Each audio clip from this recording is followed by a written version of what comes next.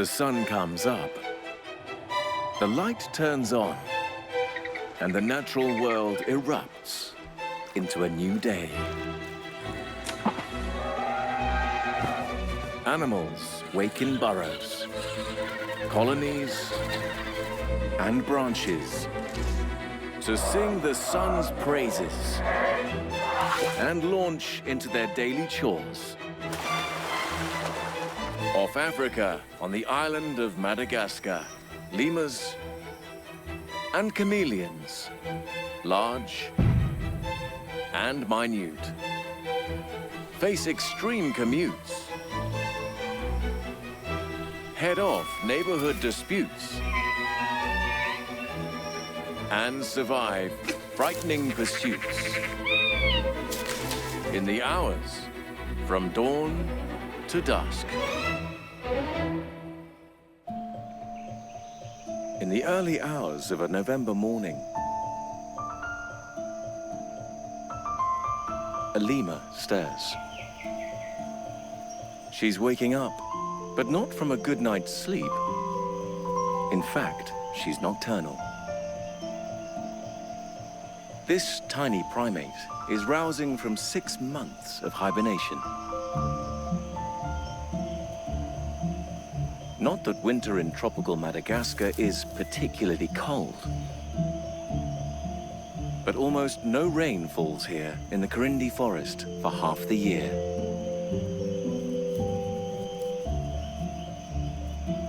So this fat-tailed dwarf lemur sleeps off the dry season, when the nectar and fruit she eats are in short supply.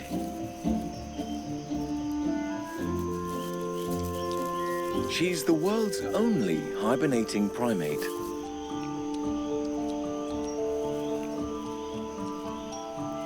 Now revived, she gets right to stuffing her tiny face. Her diet goal, a plump rump in just 6 months. Her tail is where she stores the fat she'll need to make it through the next winter. So, eat up, little lemur.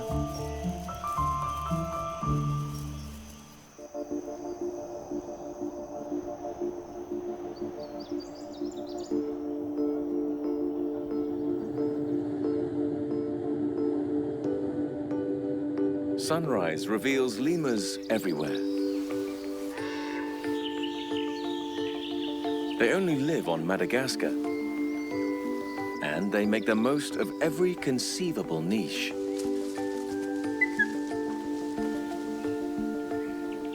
Their monkey cousins never manage to reach the island, so lemurs have the run of the place.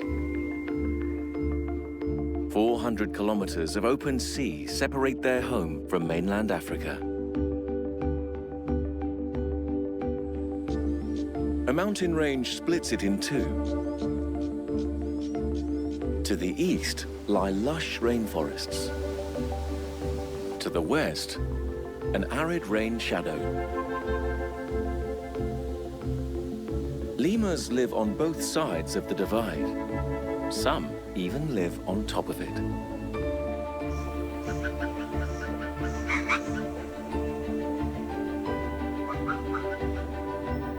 But the exposed mountains of the Anya Reserve are cold at dawn.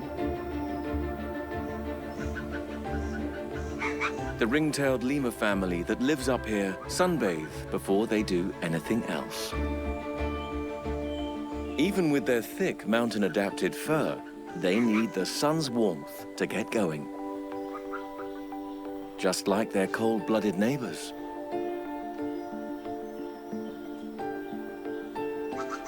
Ah, that's better. Next on the to-do list, breakfast. Here's where it gets a bit tricky.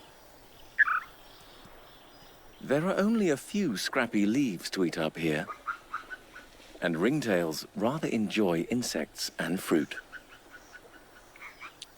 But to get a square meal around here, they need to relocate to the bottom of the mountain.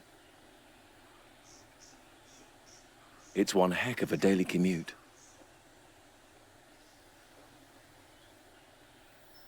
But no one moves without the boss's say-so.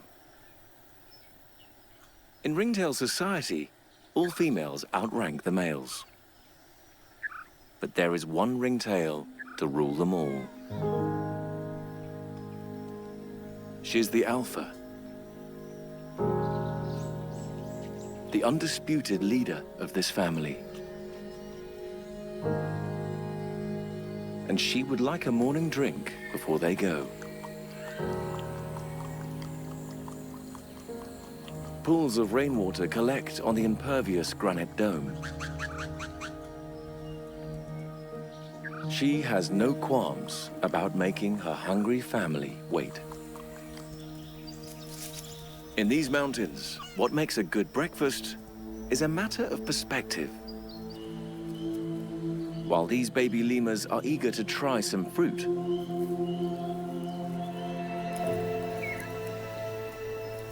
a nearby harrier-hawk chick is hoping to sample some baby lemur.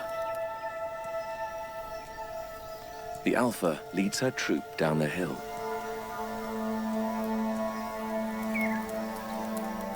Mother Hawk launches her assault.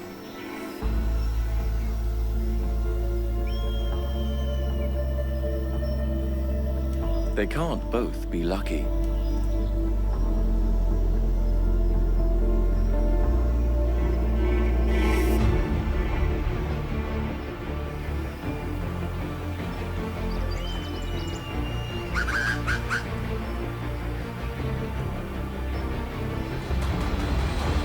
But it's hard to pick one target as the troop scatters in alarm.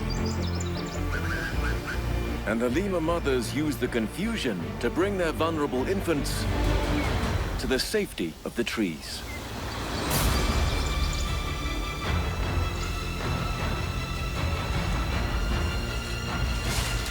With the males bringing up the rear.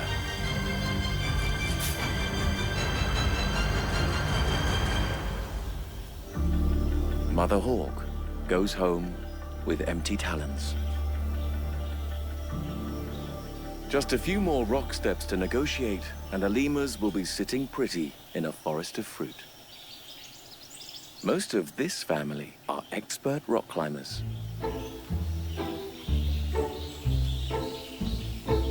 But it is a learned skill.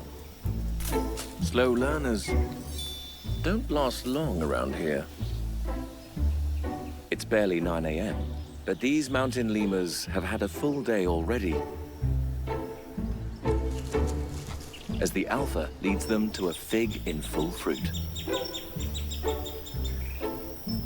There's enough food for everyone, and she magnanimously allows them all to forage as they please.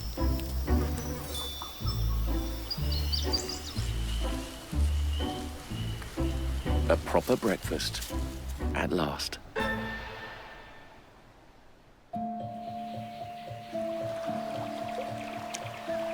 In the eastern rainforests, mornings are a rather more relaxed affair for another group of lemurs.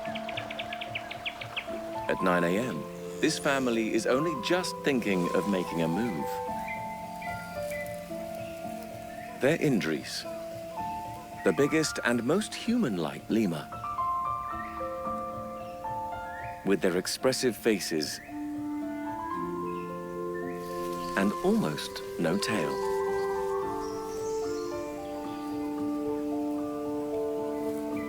But they're not really morning people. Living under the rainforest canopy, it takes a while before the sun's warming rays reach them. Also, they eat leaves, which in the forest aren't really all that far away. Their territory is small. Mum will lead them on a journey of no more than half a kilometer today. She's in charge of this little nuclear family. Herself and Dad, they're together till death do them part. They have 2 adolescent sons and a baby girl. just 4 months old. Before they do anything else today, there's an important job to get out of the way.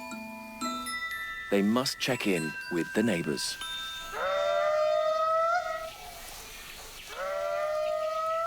Dad starts off the morning's round of singing with a throat-clearing roar. Then launches into the melody.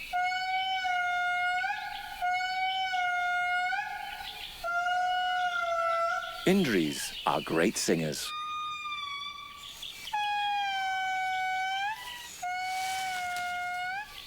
And soon, the whole family joins in.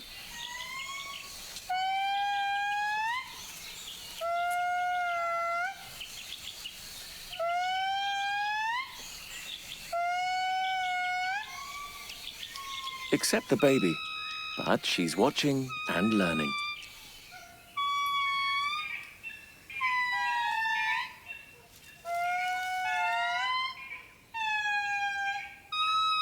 The song is unique to this family.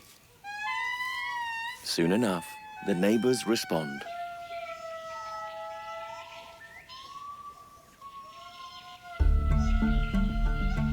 Indris are experts at conflict avoidance.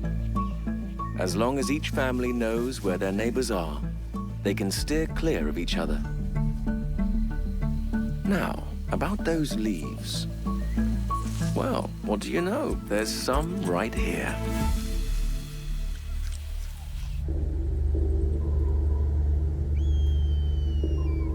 Perhaps this is the worst morning commute in Madagascar.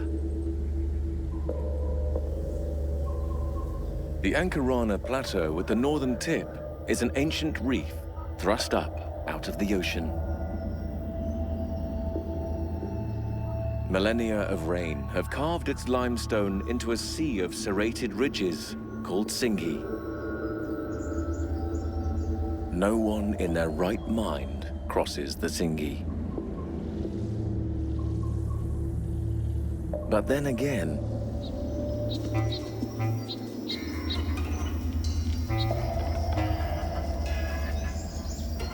what predator is going to follow you across a cutlery drawer full of upturned knives?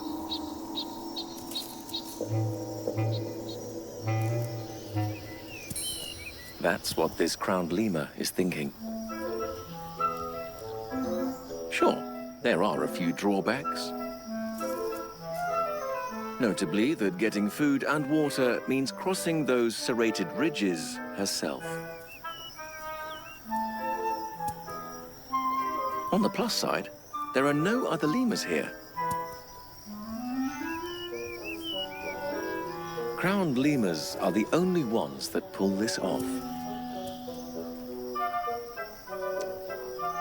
She has thick leathery pads on her hands and feet to cope with the sharp rocks. Even so, care and skill are of the essence.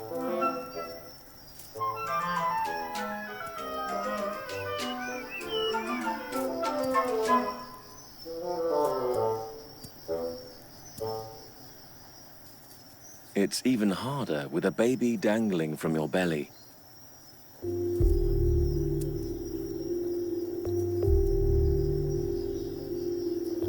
Older kids ride on top, learning the tricks of the trade by watching the adults. Plenty of time. There's still a long way to go.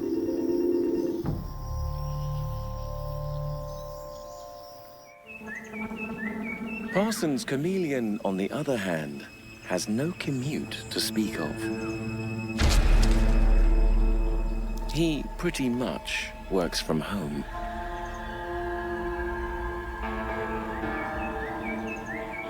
The chameleon heavyweight champion has spent the morning warming up his 700-gram frame in the rainforests of Midday. Now he's ready for action, which in his case is fairly minimal. He rarely leaves this tree. Why bother? His main prey, insects, come to him.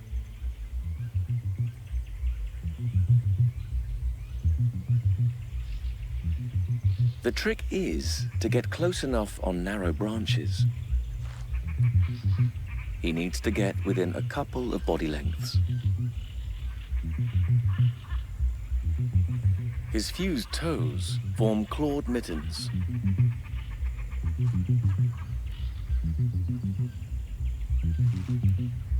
Which give him a vice-like grip.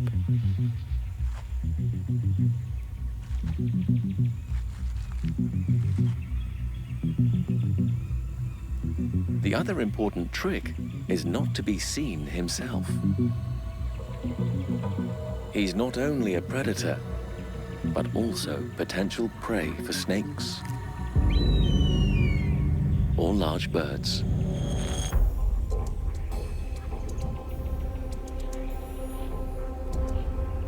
He keeps one eye out for lunch and one out for danger. They work completely independently. One eye spots a meal. That's enough for him to calculate its distance. He lines up his head for the strike. Slowly, don't want to spook lunch. The second eye locks on, and he confirms his range finding.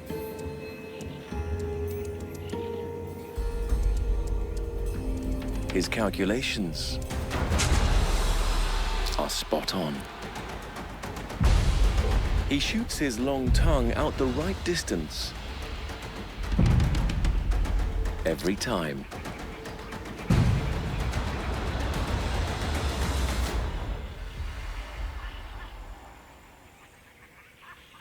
He's living the good life. He's barely moved a meter all day and has no plans to move much further.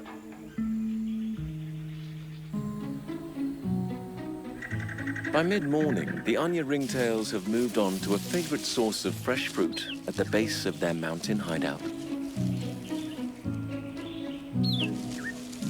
China berries are an introduced species. The fruit can be lethal to humans.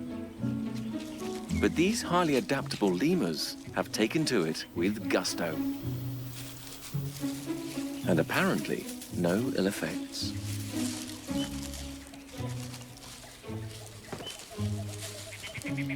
Ringtails are more comfortable on the ground than any other lemur.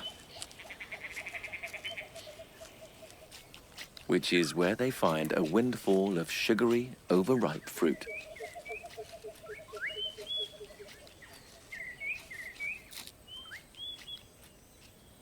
A big meal on a hot day equals nap time.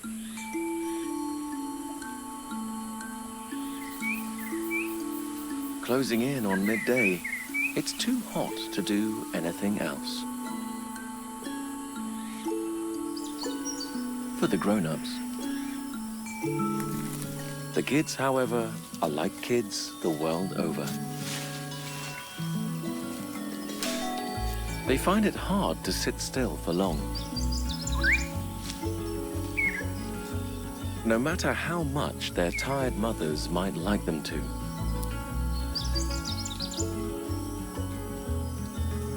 Fortunately, there are lots of competent grown-ups to help out. If Mum starts to lose the plot a little. The whole troop contributes something to the parenting. At last, Mum can take a little cat nap.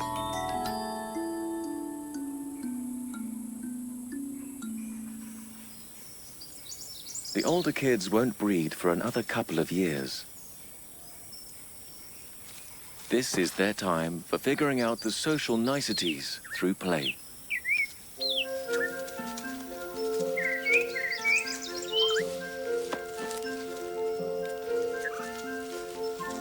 It'll be a steep learning curve for the boys especially. Once they leave their mother's sides, they'll be at the bottom of the pecking order. These carefree times are precious, but short-lived. To the east of the mountains, in the coastal band of Rainforest, the family of indris are at their busiest around midday. Now they've eaten the best leaves, it's time to move on. But the ground is lava, and they don't want to touch it. No need to.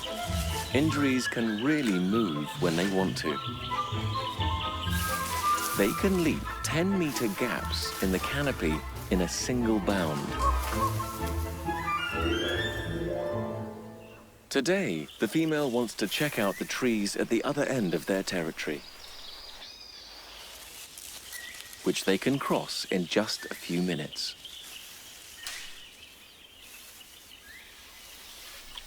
Soon, they're munching fresh young leaves in the canopy. Well, some of them are. Peaceful as this family is, like most lemur groups, it's still a matriarchy. The female decides who feeds where. She allows her still-growing adolescent sons into the canopy. But Dad must stay lower down where the leaves are not as juicy and nutritious. It's quite practical, really. He's not fast-growing, not providing milk for an infant, and he's not the one who has to carry the baby everywhere they go. Though at the moment, the little girl is keen to climb off Mum's back and try standing on her own 2 feet.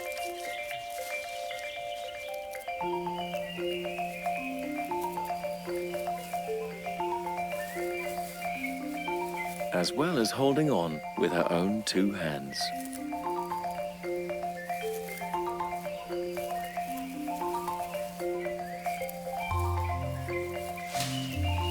She's also experimenting with solid foods.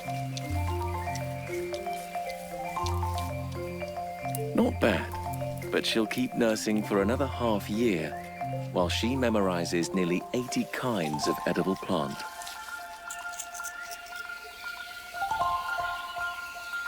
She'll also have to learn that leaves take a lot of digesting,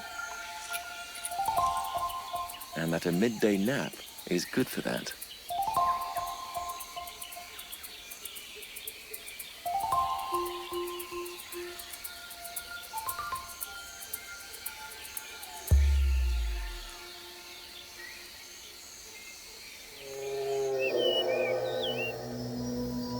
High noon reveals another reason to avoid the Ankarana Plateau.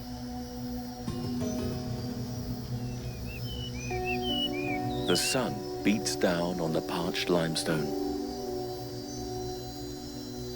The crowned lemurs have taken cover in what little shade there is. The rocks are heating up like a stovetop. They need to get out of here and find a source of water.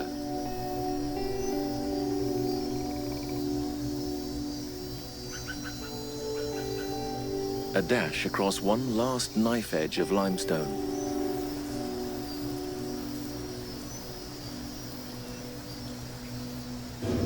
Finally leads them to a deep canyon with forest and water.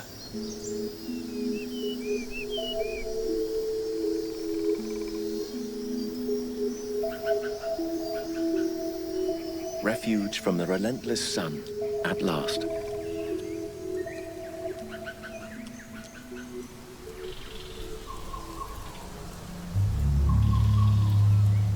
Water and tectonic forces combine to cut these deep chasms into the limestone.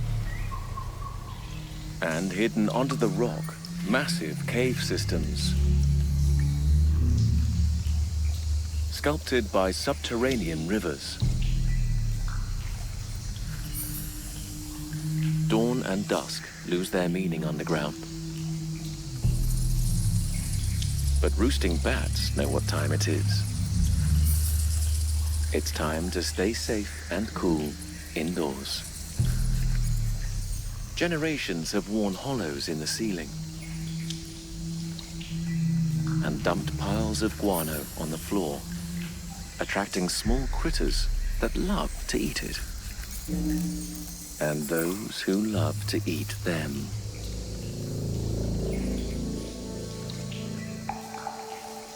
The floor writhes with scorpions.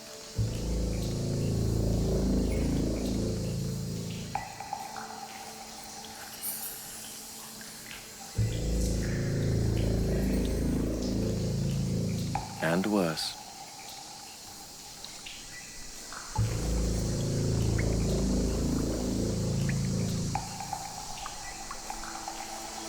This is one of the only places in the world where crocodiles live in caves. As yet, we know very little about their lives. It's a steady 25 degrees inside.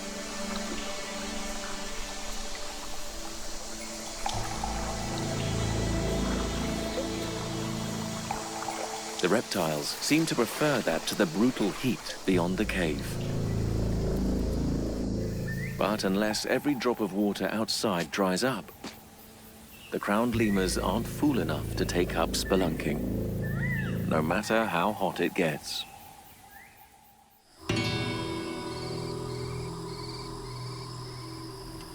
Midday is especially hard in the dry forests of the island's desiccated west coast. This early in the season, the rains here are unreliable. Daily life revolves around strategic waterholes, where everyone comes to slake their thirst or look for a snack.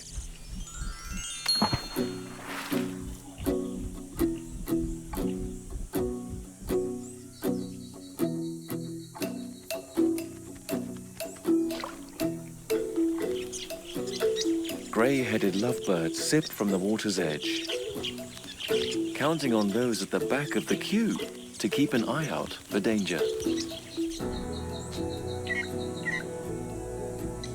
There's always a hawk looking for an easy meal. A crested drongo plays it safe, grabbing a drink on the wing.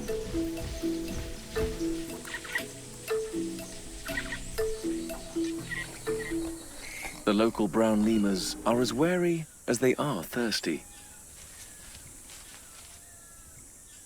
Waterholes are the classic hunting spot for apex predators.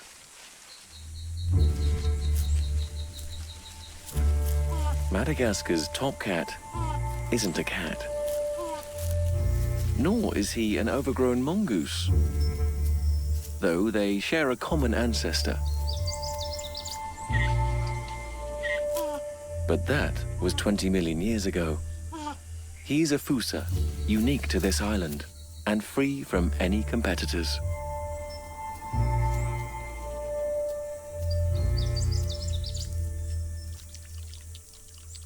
More than half his diet is lemur.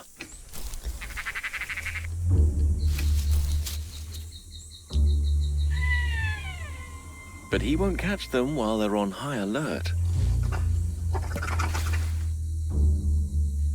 He's just here for a drink, like everybody else. It's far too hot for hunting now, anyway. Perhaps a late lemur lunch today.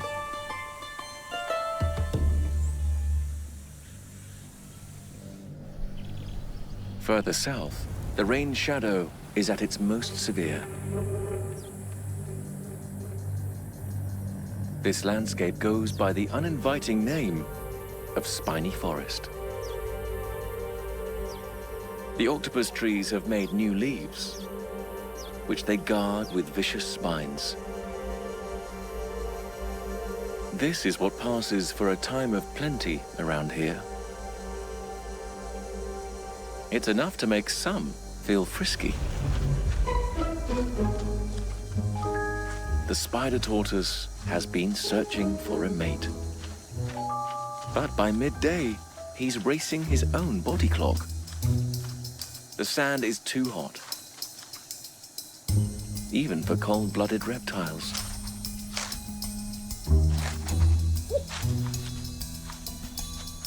He hightails it to a meager patch of shade to avoid fatal overheating.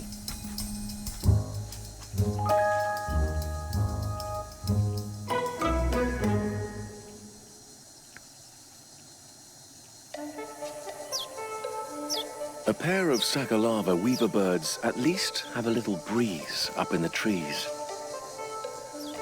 This male has donned his breeding plumage and is busily fixing up a nest. The rains here are so short-lived and unpredictable, there's no time to waste, despite the midday heat. His partner provides some creature comforts to line their home.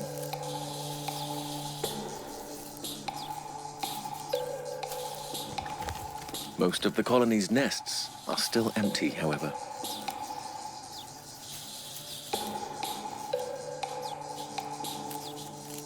This early nesting pair are gambling that the season will deliver rain soon, and that insects will be plentiful when their eggs hatch. But it's not looking much like rain out here today.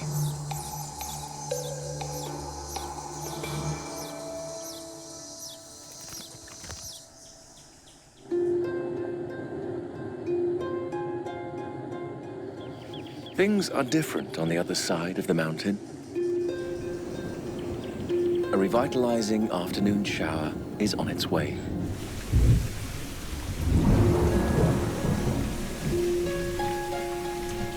Warm, wet air, blowing in from over the sea, drops its water on the eastern side.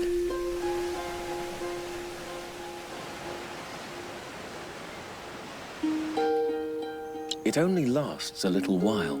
But today's rainfall is just the latest in a dependable pattern that will continue for months to come. The lush, dense rainforests are testament to that. These salubrious conditions are why 60% of Madagascar's wildlife lives here, including the smallest. In the rainforest, nothing goes to waste. The forest floor is the domain of nature's recyclers. But there are tiny hunters here too.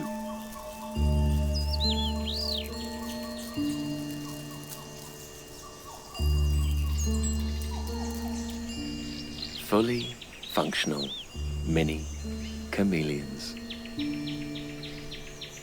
Life can be a bit of a struggle when you're in danger of being run over by a snail.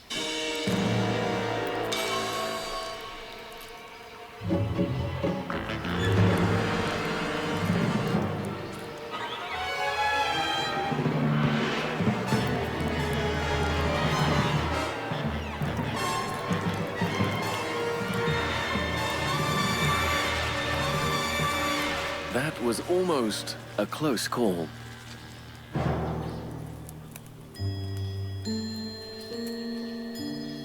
It's off, stalking the uneven terrain using the prehensile tip of its tail as a walking stick.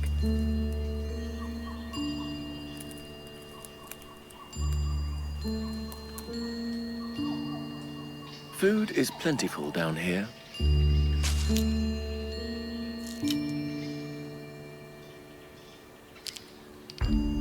The brown leaf chameleon's cunning disguise keeps it safe from its own predators.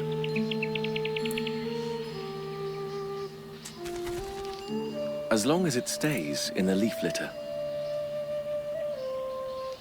Unlike most chameleons, it can't turn green. up in the branches above. The big boys have a much fuller color palette at their disposal. This male panther chameleon makes no attempt at blending into the background. Chameleon colors are often about communicating a state of mind. And this one's seeing red. Another male has invaded his tree. There's a reason he shouts in colors. Chameleons are practically deaf. But it would be hard for the interloper to miss this signal.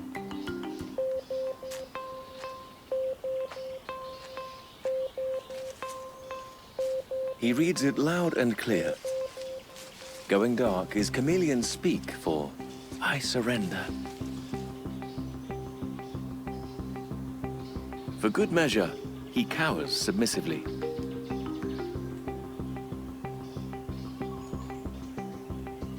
Normally, this is where these fights end. But the power seems to have gone to the big male's head.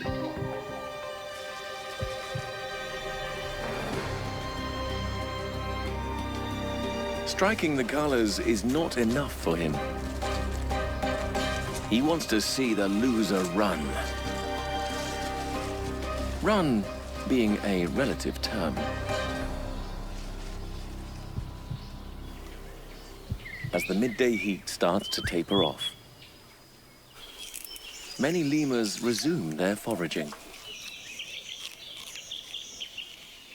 The warm, wet forest is an ideal environment for giant bamboo.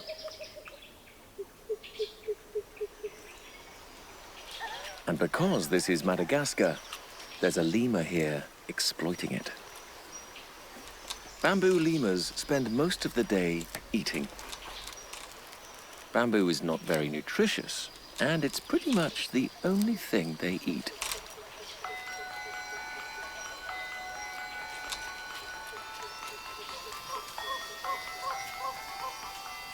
This afternoon, they're snacking on the fresh growth that comes with the start of the rainy season. Those fresh shoots are the very bits the bamboo most wants to protect from foragers, which it does by loading them with enough cyanide to kill a lemur 12 times over. And yet, the bamboo lemurs stubbornly refuse to die.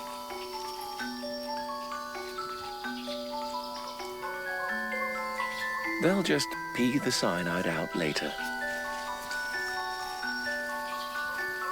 How they've outwitted the poison is a bona fide scientific mystery. But the lemurs are winning their evolutionary arms race with the bamboo.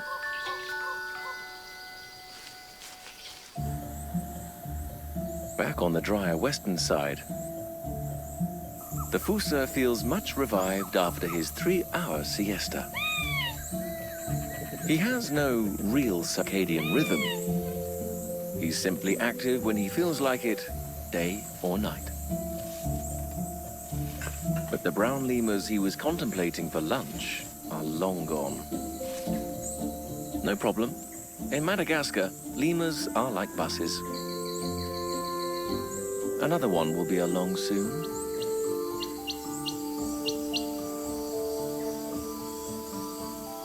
A sifaka.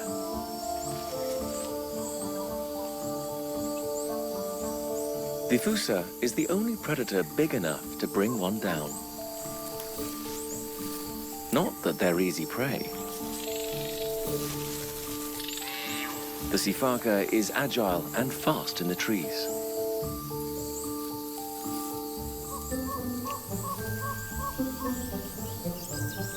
But so is he. Fossas are expert arboreal hunters.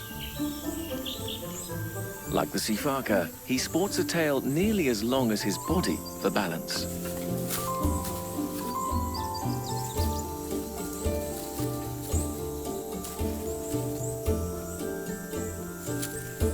But few creatures jump as well as a sifaka. With a 10-meter leap into a neighboring tree, the sifaka gives him the slip.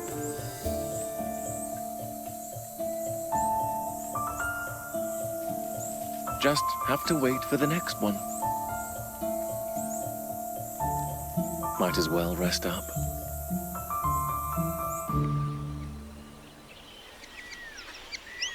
The Ungya ring-tailed lemurs have one last item to tick off before they head home for the evening. The alpha leads them to a muddy, rock-strewn field with little obvious appeal. This is what she's after. Rocky mineral licks to supplement their fruity diet.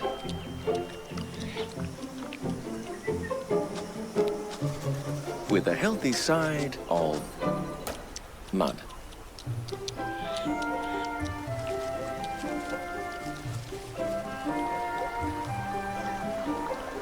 It may be an aid to digestion, or perhaps it helps to neutralize the toxins in their diet. It's certainly a popular condiment. When everyone has had their fill, the alpha rounds up her troops.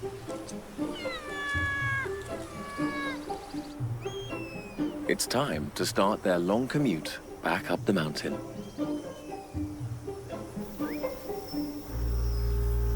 She wants to be home, safe, before dusk. But the best laid plans crumble in the face of desert. Halfway up the mountain, one of her sisters has discovered a mistletoe cactus in full fruit. Cacti naturally belong in the Americas, with this rare exception. This is no introduced weed, but a genuine homegrown delicacy that generations of mountain lemurs have enjoyed. The females waste no time in showing the young ones the technique.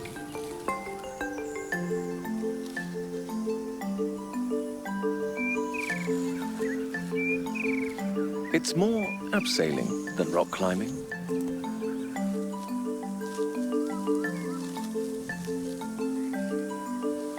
This youngster is getting the hang of it already.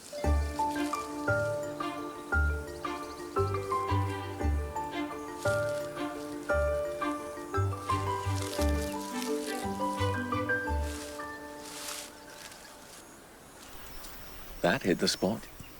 But now it really is time to head home.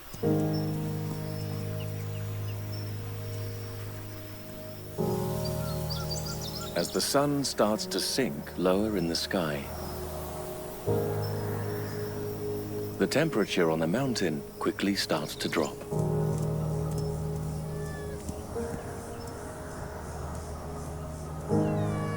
The family members find sheltered crags in which to hunker down for the coming night.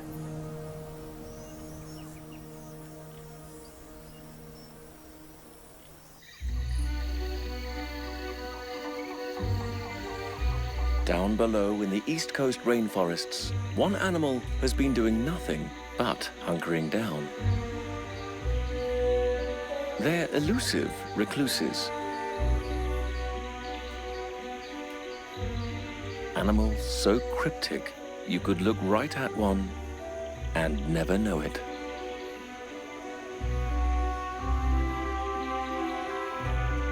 They're leaf-tailed geckos, and for now, they're keeping their heads down. That's what they've been doing all day. At 30 centimeters, they're not small lizards, yet they're almost invisible.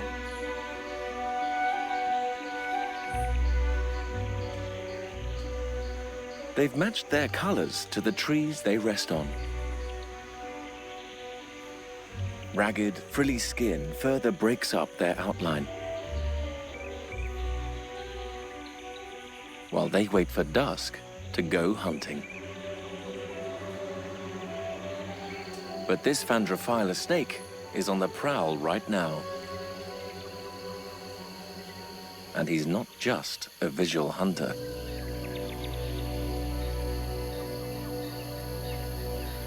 This motionless gecko is a sitting duck. As the snake homes in on its scent.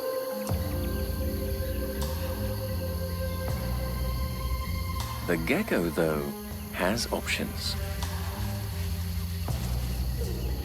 It's alert for danger. It could wave its tail as a distraction. It could suddenly rear up aggressively as the snake gets closer. But with a venomous predator like this, the best option might just be a hasty retreat.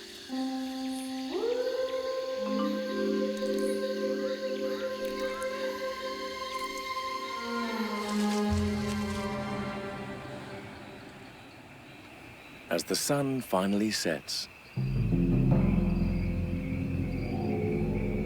it's the gecko's turn to hunt.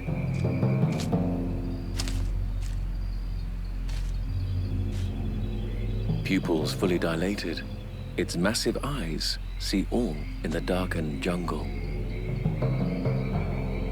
As long as they're kept clean.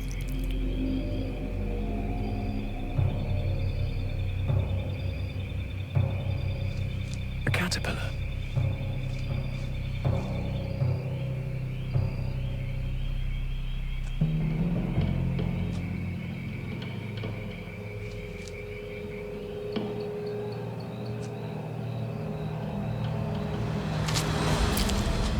Now who's the sitting duck?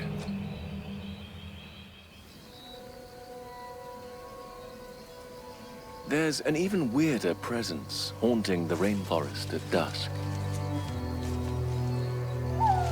He's been called a tarsier and a squirrel and an evil spirit. None of these is accurate. DNA finally convinced scientists that he is yet another lemur. He's an aye-aye, the closest relative of the ancestral lemur that washed up on the island millions of years ago. With those massive ears, there's something of the bat about him too. He uses them to detect hidden prey.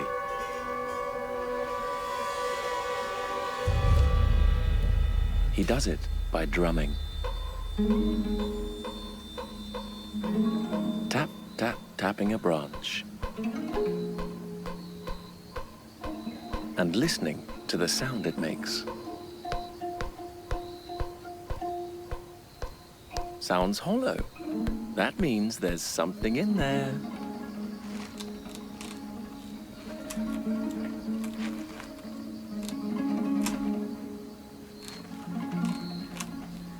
Once he has a hole big enough, he reaches in with his long, bony middle finger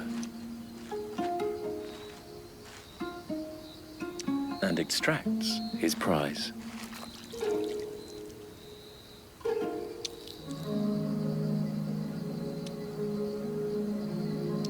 A beetle grub.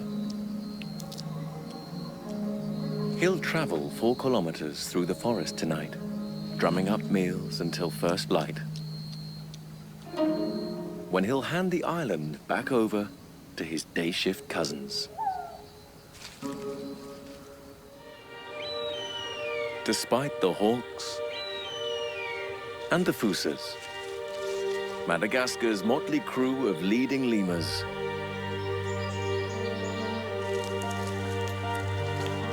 and their chameleon co-stars will be ready to make the most of every opportunity.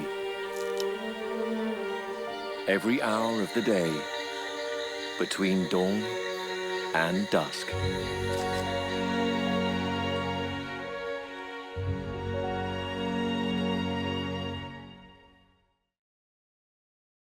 Hey Love Nature fans, Be sure to like and subscribe to catch all our wild animal stories.